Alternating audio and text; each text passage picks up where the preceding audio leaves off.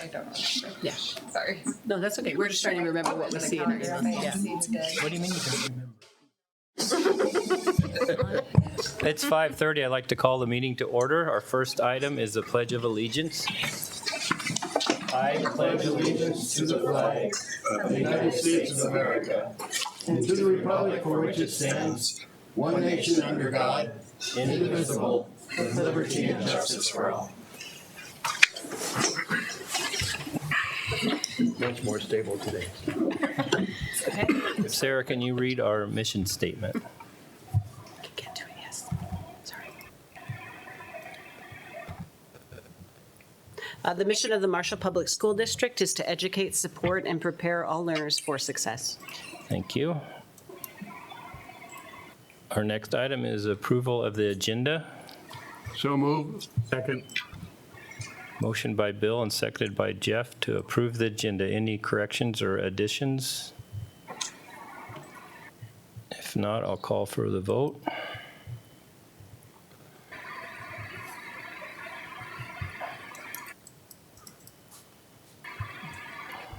And the agenda is approved.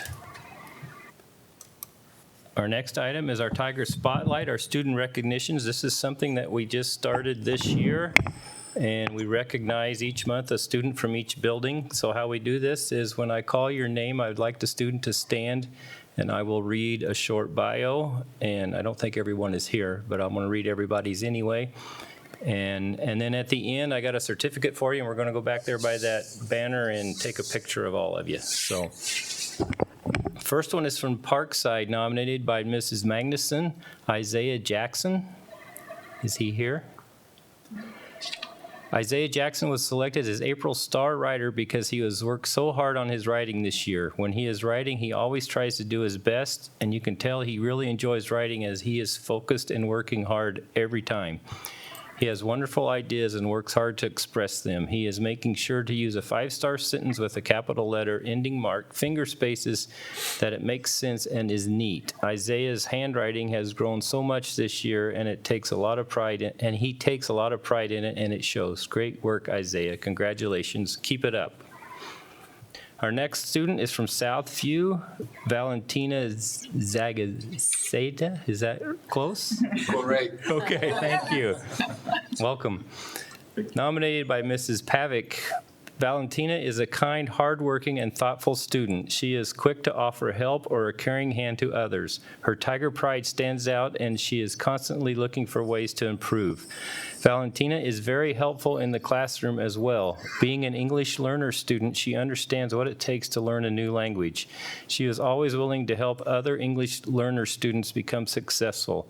I'm always impressed with Valentina, and she is very deserving of the Tiger Spotlight. Congratulations, Valentina.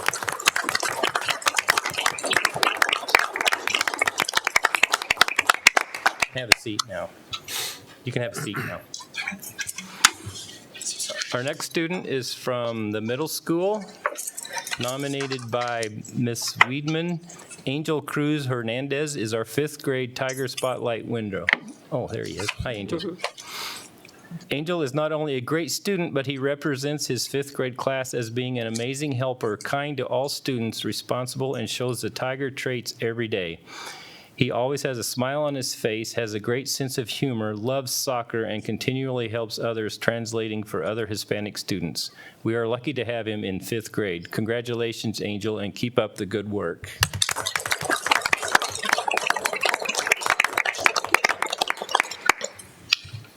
From the high school, nominated by Mrs. Skalicki, Avery Stoffaker is a 9th grade student that was nominated by her United States History 1 teacher, Bessie Skalicki. Bessie reports that Avery is very motivated to succeed academically, is well organized and hardworking. Additionally, she is kind to her peers and willing to help when asked. Avery's contributions to Marshall High School are much appreciated. Congratulations, Avery.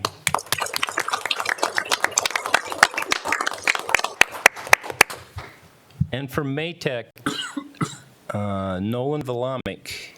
Is Nolan here? Nominated by Ms. Kern, Mrs. Basemeyer, and Mrs. Richardson, Nolan Volamic is a positive leader at Maytech. He works hard, is respectful to his teachers and peers, and cares about doing well. He has encouraged classmates to get involved in school.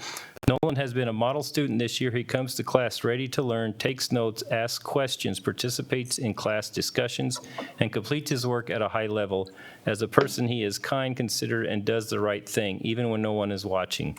Nolan has been putting forth an effort to do well in his classes. Nolan has grown so much since he first came to Maytech. He truly cares about others and wants not only himself, but others to do well too. Great job, Nolan. Congratulations.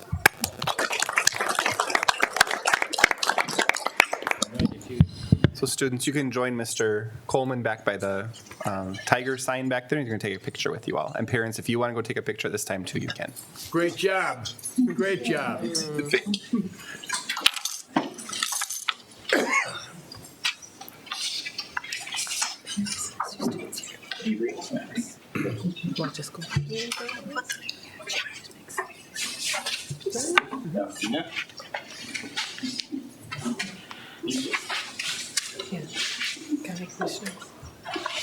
Get out of the way.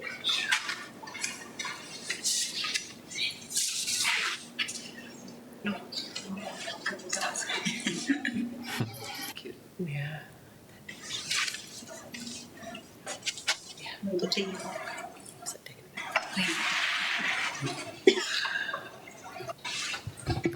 Great job, students. Very proud of you all. Let's give them one more hand.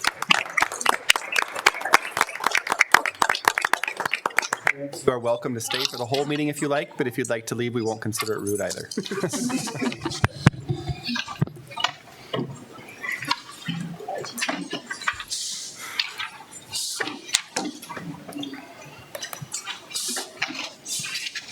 Our next item is the public forum. Is there anybody from the public want to approach the board?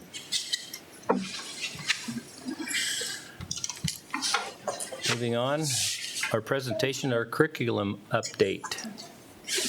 Beth? Beth, you're up. Okay. Welcome.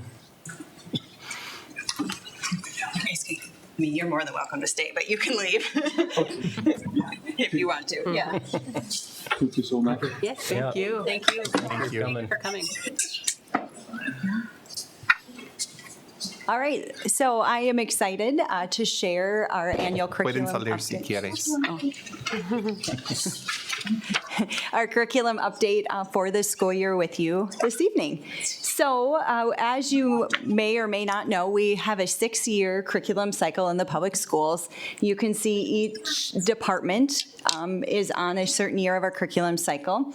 This year in year 1 is social studies along with PE health, and on year 2 is language arts, and then you can see where the other curricular areas fall as well. It's just a continual cycle each year. So you may be wondering, what do the different departments or teams do during each year? Where I'm most heavily involved, I would say, is in year 1 and year 2 of the curriculum cycle. The majority of the work is done during their PLCs. Year 1 is the first year I start to meet with those teams, those departments. We look at our standards, the resources that they currently have, and we start to talk about what changes do we need to make, what do we need to continue. Then in year 2 is when pilots start. They may pilot a program. Oh, we really dig in, and then they start to give me their nice-to-have list and then their have-to-have list. So because we look through the different purchases that they want to make, because at the end of year 2, during that summer, is when I go ahead and purchase whatever resources they're requesting, because then beginning year 3 is when they start to implement those new resources. Now, where that gets kind of tricky is we, of course, line our teaching to state standards. And so if it lines up perfectly, when new state standards come out, then it's wonderful. I don't think it's ever lined up perfectly. We're usually off a year or 2 because the state often delays with the rulemaking process. It gets delayed at the state level. But if we look at the ones that are in year 1 this year, so new K-12 social studies standards were just past March, like the middle of March. So probably about a month ago, they finally went through the rulemaking process. They were pretty controversial at the beginning. Now they've gone through the rulemaking process and have the stamp of approval and need to be fully implemented in the 26-27 school year. So I'm meeting with the middle school and high school team a few weeks during PLCs to talk about what does that look like, because they will purchase before those new standards have to be fully implemented. So what are we going to do in the in-between time? Physical education, they had new state standards as well that needed to be implemented starting this year. And so they've been implementing those. So they're looking at more resources. What type of things do they need to teach those standards? So they're working through that. Year 2 is ELA, or English Language Arts. We also have new ELA standards that need to be implemented in a couple years, in the 25-26 school year. A big part of our ELA is the READ Act requirements. That was passed last legislative session. Now they are looking at updating them this legislative session. But for right now, we're working with what the READ Act updates were, and we were on pause, we still are on pause for some of the ELA because we're waiting for more guidance from the state. So I wanted to share with you the 3 big requirements of the READ Act, because that has been a big focus. It will continue to be a focus for many years. So screening, professional development, and then approved curriculum and resources. The state of Minnesota has been for forever, I think. It was locally decided what curriculum and resources you use. They now, with the READ Act, are publishing lists of what they go through a stringent process of what are approved resources. You don't have to use those resources, but if you do, you can then be partially reimbursed for those resources as well. So that's a big shift and a big change, because it's more state controlled than it has been in the past. So looking through each of these, I want to just give you an update where we are with each of them. So K-3, it's now a state requirement that a school district in the state of Minnesota has to use one of their 2 approved screeners. Students in kindergarten through 3rd must be screened in the first 6 weeks as well as the last 6 weeks, so we can see growth. We also choose to do a mid-year benchmark so we can gauge how they're doing. And then 4th grade and above who have not demonstrated mastery of foundational reading skills also have to be screened. That we've always screened through 4th grade, our elementary. We haven't necessarily screened all students 5th through 12th. That is new. This year we've started implementing that middle school, and we'll move to the high school as well next year. So that's new for us. The approved screeners are Dibbles as well as FastBridge. They screen and assess the exact same thing. Thankfully, we've been using Dibbles for, I think this is our 3rd year now. So we were very happy when it was approved screener, because we can just continue with what we're already doing. Depending on the age of the students, they take different assessments within Dibbles. So we feel good about the screening part of it. Professional development is a huge part of it. We have to train all of our staff in the science of reading.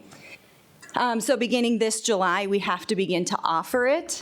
And again, we've been at a standstill, waiting to hear what are the approved professional development, and then how are we going to move forward. So these are the ones approved by the state of Minnesota: the Carry-All, OLA, Letters, and Letters for Early Childhood. Our early childhood staff have to go through Letters for Early Childhood. That's the only approved training for our early childhood staff. So beginning at workshop week next year, they will start that Letters for Early Childhood. Some of you the letters might sound familiar to you, letters training. There was a cohort of us when the state offered it a couple of years ago that went through that training. Fabulous training. It's a 2-year, very intensive training. It's a lot of the, how the brain works, the understanding of how students learn to read, which is great, but the OLA and Carry-All have more classroom application. Staff will still get that basis, but yet it's how now can I apply it. We decided as a district, so you have to choose either Letters, Carry-All, or OLA training for a district. We decided to go with the OLA. It's from Core Reading Company. The reason we chose that one is they just recently added in a piece for multilingual learners. So we thought that was key with our students. We have a high, as you know, multilingual learner population, and what are strategies that we can use to make sure those students are successful in the classroom.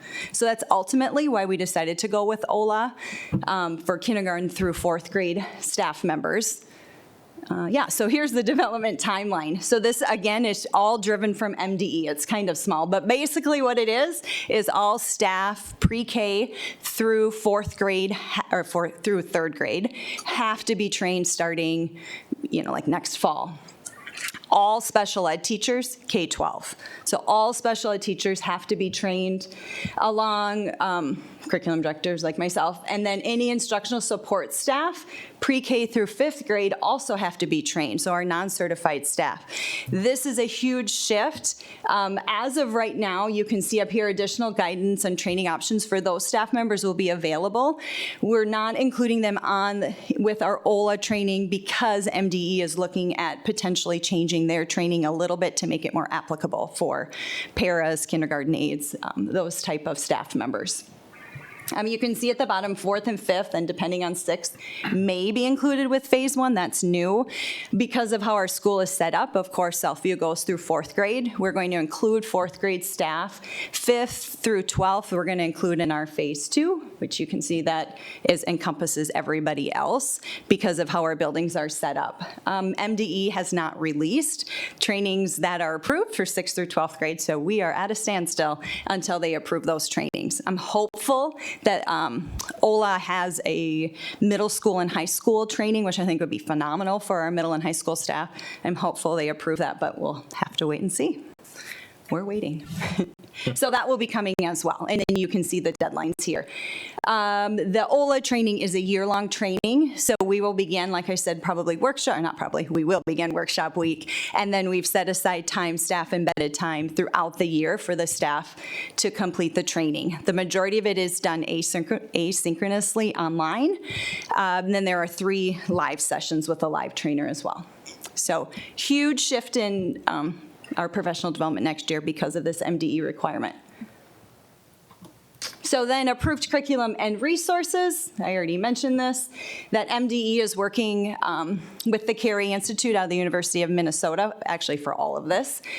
And that we must use evidence-based curriculum. So if we choose to use curriculum or resources that's not in their approved list, it's okay, but we just have to go through a process submitting it to MDE, basically proving how it's grounded in the science of reading is what it all comes back to.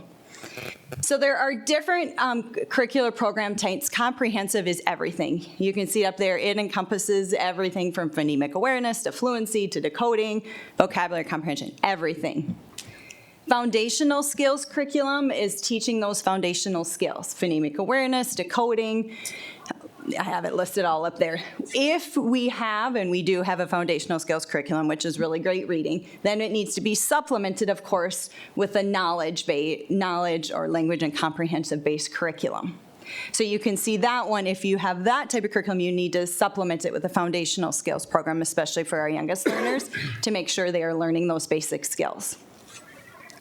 So with that being said, any curriculum company had the opportunity to submit lots of information to MDE.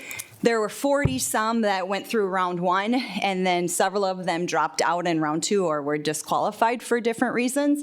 So in the end, 29 total curriculums were submitted for consideration to be on the approved list for curricular resources. And again, this is just K through 5th grade, nothing for 6th through 12. Does any of our curricula fall in there? need any of those? Because we teach all those things already. We sure do, yep. So, One was approved, Bill. what's that? One comprehensive was One, yeah, approved. I'll get to that. You'll see the ones that are approved so far. It's a very small list. Yeah. So I just thought this was interesting. So phase 1 took over 11,000 hours of work. So it's a lot of work to review these curriculums, a ton of work. So what they were looking for is it sound and based in the science of reading, basically. So they looked through all of these look-fors, practices aligned with science of reading, and then they were given a red flag if they didn't align with it. So they used lots of criteria. Then in order to make the approved list with MDE, they had to have above the median or above 80% of the green or the look-fors and the lowest percentage of the red flags.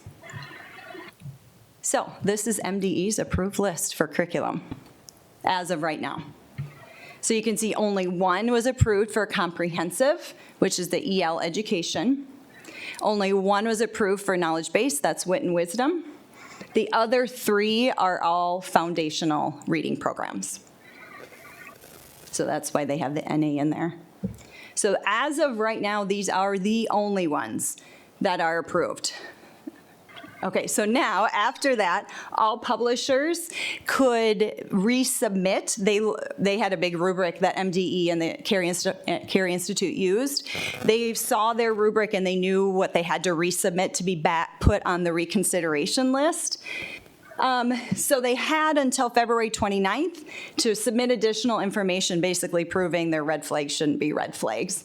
And then the team, the MDE and Carey Institute team, have 60 days to review. So the end of April, all curriculums that submitted for reconsideration, it has to be, they have to give us their new list. Just last week, I believe it was it Jeremy? Just last week, 3 curriculums, it was released that none of them made the list or the cut. So there are some pretty unhappy people. Not now, but in the state of Minnesota, not in our district. So I don't know if any of them will make it to the actual list. It'll be interesting to see, but as of right now, they released 3 of them. None of them made the final list, just the original ones. So then you might think, so what are we doing at Marshall Public Schools? So our next steps, of course, I said this, training will begin next year for Phase 1 staff. We're waiting for that new curriculum list to be published because we need to just wait. It'll be here before we know it in a couple of weeks. Then we need to begin exploring and piloting that have made the approved list. At Southview, we have visited with reps from Wit and Wisdom because that's the only knowledge-based curriculum that's been approved so far, because we have the really great reading in second grade, and then we have other foundational things for our third and fourth graders. We've also visited a school. They're interested in piloting it next fall, so we'll look at that just to see what the teachers think of that resource. And then, of course, we're going to continue to dig into those new standards. The standards aren't wildly different from our old standards, but they are a little bit different. Before, they separated informational and literature into 2 separate. Now they've combined them into 1. The standards look very similar, but they are just a little bit different. They are heavily grounded in the science of reading, which we haven't seen that in state standards before. So we'll continue to dig into them. Normally, I would purchase, because this is year 2, I would purchase like this summer, but we are at a standstill and we're waiting for the state of Minnesota. So it'll look different for us next year. We'll purchase somewhere probably mid-year. So it's very different than anything we've ever done. And again, with 6 through 12, we don't even have a list. So we don't even have anywhere to start with our middle and high school staff yet. So it's very different. It's very good work, but it's just different than what we've done before. I think that's it. Yeah, that's it. So I talked really fast. What questions do you have?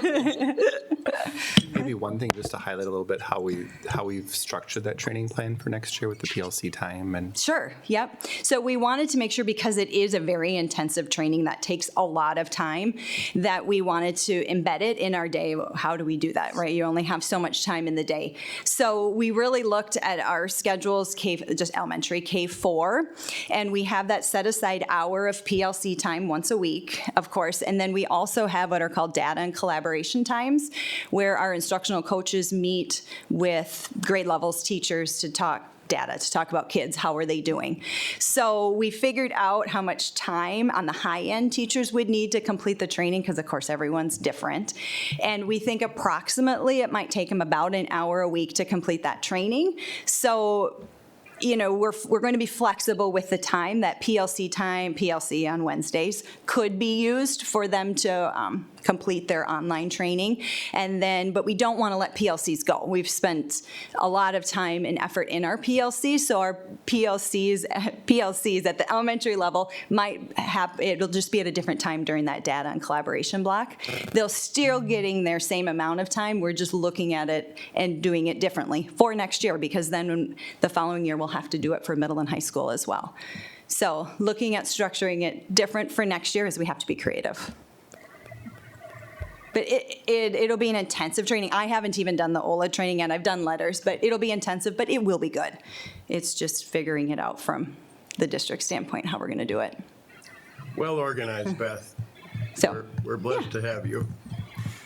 Are the teachers buying into all this new stuff pretty much? Or? I think a lot of staff members are frustrated because we're just at a standstill and there's nothing we can do. And it is frustrating. They understand the importance behind it, but we just want to keep going. Sure. But we're waiting. We have to wait for the state. So it will be here soon. It's in a couple weeks. They have to make their list of it, see if anybody else makes it. And remember, even if we pilot Wit and Wisdom and we're like, we really don't like it, that's okay. We can use other resources. We just have to prove or submit to MDE how they are grounded in the science of reading. So I think it's hard. The general parameters are there, so we know the time frames to do it. We know what we have to do, but we don't have the details yet. So by nature, teachers are planners. They're that type A personality. They want to put it together, and we have to wait for the state to be ready. yeah, and we've talked to other districts, and other districts are feeling the same as we are. We're all in the same boat. Yeah. Really, as you brought up earlier, this is the first time the state has dictated curriculum. Very first time ever. Yeah. Way local control. Yes. And that Yep. bothers me. I mean, it's a moving target. State standards have been a moving target. Right. We have to make changes every 2 or 3 years. Changes in MCA testing, which do not help us any. Right. NWA tests help us. I'm just sharing some frustration that she has, but she can't say it. I can't. Beth has done a great job of this work. Thank you, Beth. Yes, Thanks, Beth. absolutely. Thank you, guys. Thank you, Beth.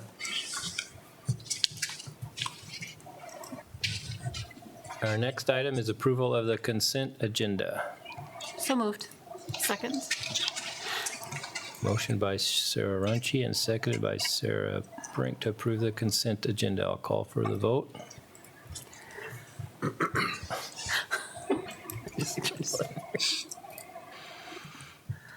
that next time. That is approved. Next item is our financials approval of the bills. I will make a motion. Second. Said that. Okay, there's a motion by myself and seconded by Jeff to approve the bills. Any further discussion? I just want to point out for quite a while, we have had bills for the building construction fund, and it's zero for this month, and those funds have been depleted, and spent. Good. Any further discussion? Call for the vote.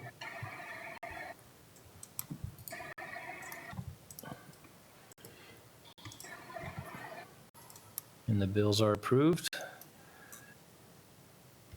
Next item is the treasurer's report. Any further information, Dion, or? Yeah, just a couple of things. Want to just point out the health insurance fund balance again, since we talked about that last board meeting, but I think I had projected like a negative 93,000. It came in at a negative 111,000. Again, that goes off of our claims, but it is a decrease from last month, or an increase actually from last month, gets us closer to zero. And then also on the second page with the revenue, Leanna and I kind of did a little kind of a deep dive into the revenue, because it's a little lower than previous years percentage-wise, but the amount we feel are still on track to be close to what we have budgeted for the general fund. Thanks, Dion.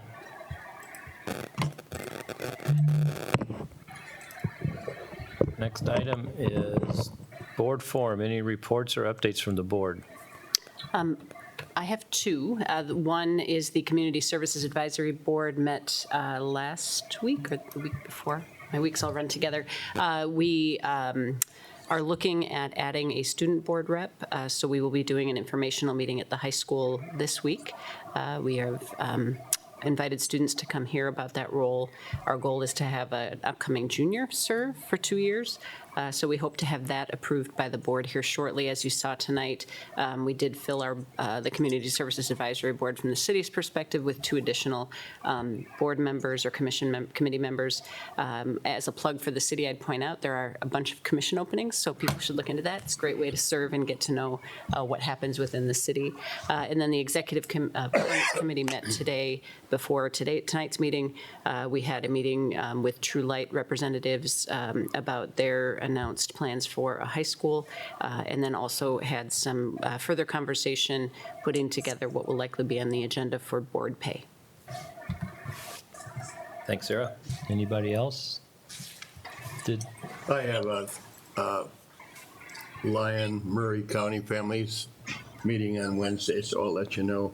We meet 3 times a year. I'll let you know at our next meeting what takes place there.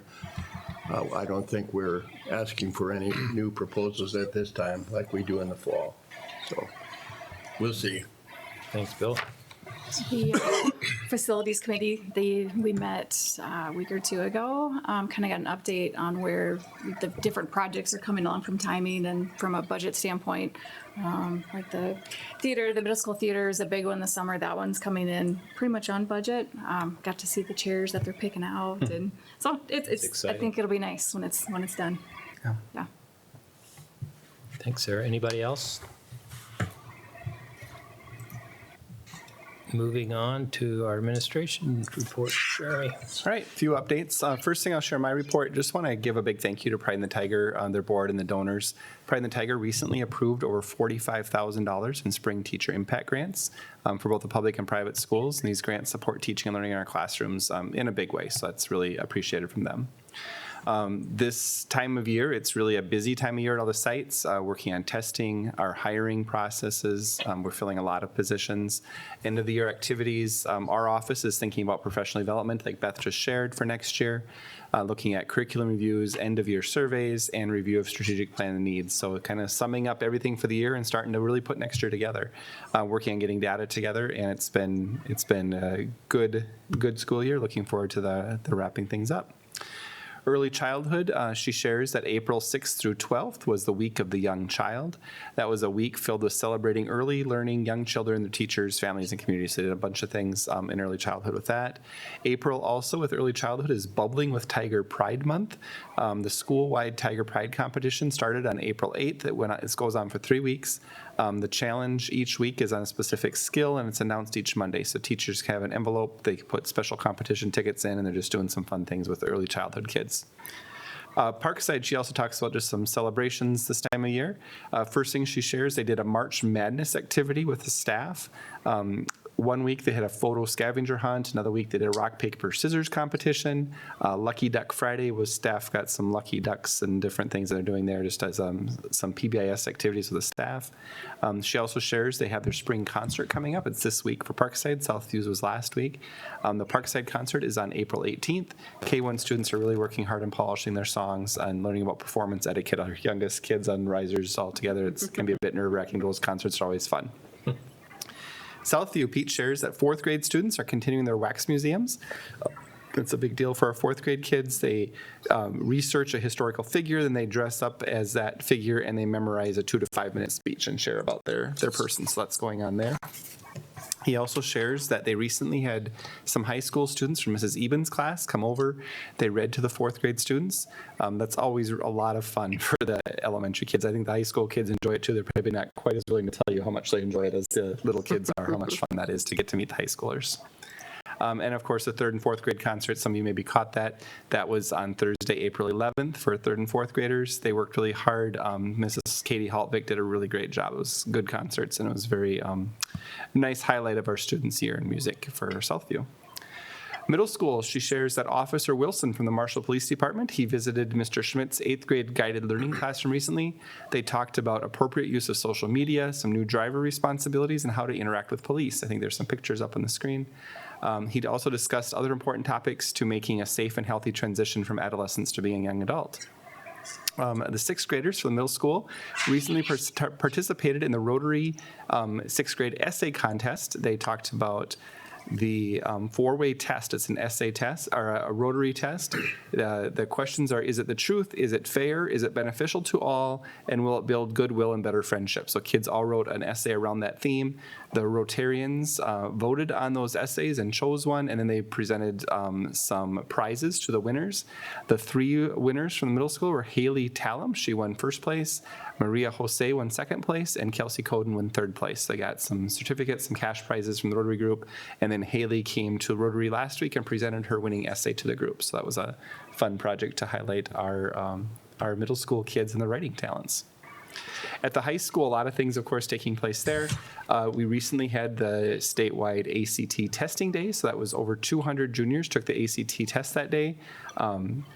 10th year, the state has required all students to offer ACT during the day, so students can do it all in that one shot and go through and get that done. So that was, that day went well. It was all morning for those kids, and it was a long morning for those kids. My daughter was one of them. But it's nice to get that done during the school day. On Tuesday, April 30th, we're assessing the 10th grade students in reading and the 11th grade students in math. So that's our MCA day. Last year was the first year in a while we did the 2-hour late start, and that worked really well. So we're planning on doing that again this year. So we're running a 2-hour late start. We do all those state tests in kind of the one shot and start the day after that. It doesn't interrupt classes over multiple days and doesn't pull kids out of classes because sometimes they're not in the class that they would be testing for. So that schedule is our plan again for this year, and that will be communicated out with families from the high school. Marshall High School students also recently attended their second Minnesota West campus tour on the April 2nd. We had 33 students attend the school trip. Each one was placed in some smaller groups. Private Industry Council is part of that. They provided breakfast, some beverages throughout, and lunch for the students at no cost. He also highlights we've been made aware the following MHS juniors are receiving recognition in the 2025 National Merit Scholarship Program. Congratulations to Ryan Botsford, Carter Gerke, Jack Gunn, Liam Cruz, Ben Pafko, Mark Rebay, and David Sturrock for being recognized for that. At Maytech, they recently attended the second annual career fair the high school students did as well. This was the second year we've done this. It was at April 11th in the high school gym. It got postponed because of weather this year, so that threw a little bit of a wrench, but we had, I think it was 47 vendors or 47 different employers there.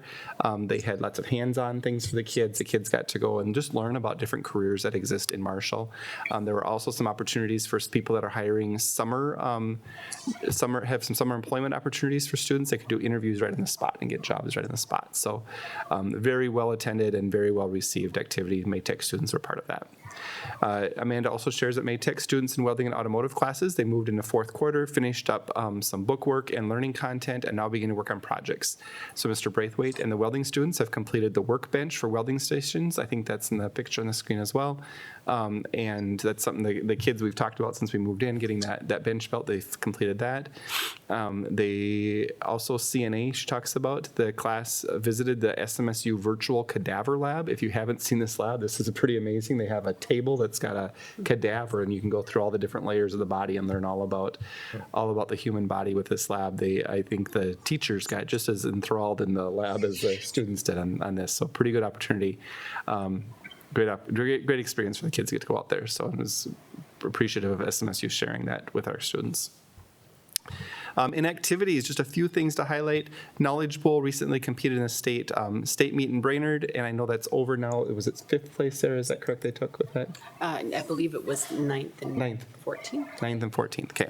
So that was a fun experience for the kids to get to go up and participate in that. Track and field started the season in Mankato. It had an impressive performance. Tigers excelled in many events with 2 relay teams taking first place. Congratulations to Paige Gillingham, first place shot put, and Autumn Dietz, first place in pole vault. Activity survey is being completed. The results are going to be part of our programming for the high school and middle school levels. Just get some ideas from the kids where they're at, what they're interested in. Also helps us connect with interested students with activities early on. So that activity survey is something they're putting out. Region 2AA, the region overseeing many of our section tournaments, has had another successful year in terms of revenue. So reimbursement checks are being issued in the coming month. For that. And the high school league is the last thing he highlights. Ticket revenue for fall and winter state tournaments has seen a significant increase, which will benefit students, our schools this fall, with fair amounts owed to high school league. Since the onset of COVID, the league has focused on being more fiscally responsible, easing the burden on member schools. That's something they've kind of changed some processes recently with that. So. Director of Teaching and Learning, Beth shares a CEO trade show. If this isn't on your calendar, I encourage you board members to mark this one down. Wednesday, May 22nd at the True Shrimp Company in Ballatin from 5 until 7. This will be a business after hours event as well. And our students in the CEO program will be highlighting their student-led businesses. There's some pictures up there of the students in there that each got their personal business they're starting. There will be items available to purchase that evening. And starting at 6:30, there will be a benefit auction where students' projects will be auctioned off by the Silver Dollar Auction Company. That company is run by 2023 CEO alumni Braxton Seifert. He's doing his auction company. He's volunteering that time to come and do that. And the funds that are raised at auction, they go to the CEO pipeline, which provides funding to alumni of the CEO program as they go back and start a business later. something the last year's class decided to do, and this year's class is going to continue. So certainly encourage you to come check that out. I think we do have CEO students coming either the next meeting or it's one of the next couple meetings. They'll be here to present to you and learn a little more from them too. They've had it's a small group this year, but they've had a really successful year. Our SPED program, she highlights a different department each month. She shares that our speech language pathologists, they have spent, they've been comparing various standardized articulation tests that we use throughout the district. They've also completed some professional development on literacy and language, phonological awareness, and syntactic awareness. They also have continued to work on intervention processes across the district to streamline the referral process for general ed teachers and problem-solving teams. She also wants to highlight, and Terry probably doesn't want me to announce this, but I'm going to. Terry has decided to retire at the end of this school year. Terry has been with our district for a number of years, and we're sure we're going to miss her in the district. She's very humble and does not want a lot of recognition, but we really appreciate the years of service she's given to the district. Coordinator of Special Programs, Mary Kay shares the American Indian Spring event for American families and students is set for May 8th. That'll be in the high school cafeteria. Several activities will be included, as well as American Indian resources, art history, and an indigenous meal. Each American Indian family that is enrolled and identified in campus will be personally notified and invited to that event. And she also shares that they are completing their plans for summer school for 2024. Teachers and classroom assistants, the applications have all arrived. They've seen an increase in number of applicants this year. She was pleased with that. And student recommendation forms are out for staff to start getting students registered for this summer. So more information coming that soon. Dion. Thanks, Jeremy. Just a few things. Every year we offer our employees a biometric screening. This year, the Wellness Committee, we're trying something different with a home test kit. They'll be offered. That's cost is covered by the wellness budget. Special thanks to the Wellness Committee for organizing that and all the other things that are involved with for the employees. Benefit open enrollment started April 9th and will end April 26th. We are using Building Blocks again. They're the enrollment company that helps us through this process. Just want to give a shout out to Kate and Lindsay. We've got about 430 employees that are eligible for benefits, and so it's a pretty big undertaking. SWWC had their business conference last Thursday. Kate, Lindsay, Leanna, and I attended great sessions, whether it was legislature updates and special ed, just some different things. It was a really good conference. And then just kind of a heads up to the board, Jill and I are going to be working on updating our facilities brochure. It really needs kind of a big overhaul. It hasn't been really dug into for a few years. We'll be reaching out to Mitch and our PE teachers, the city of Marshall, and some other outside entities, just talking about what we've done with upgrading our facilities, what we need to probably do for increased fees. It's kind of ironic, but just every facility we add, we seem to be short on facilities. So we'll be reaching out to the city. We have reached out to the city for a couple of different things, just so people aren't always reaching out to the school district for those needs. I have a question. Will the facility committee of the school board be involved in those conversations too, in terms of? Yes. So what we'll do is we'll start out with Jill and I. We'll kind of get some input from the different organizations, and then we'll pull in the facility committee before it even comes to the board. Yep. Thank you, gentlemen. Next item are discussion items. First review of policies 420 to 425 and 427. Any questions on these? Next discussion item is our second review of policies 416 to 419. Any discussion or questions on these? Hearing none, I will adjourn the meeting. Thanks, everyone. Thank you, Matt. Thank you, Mr.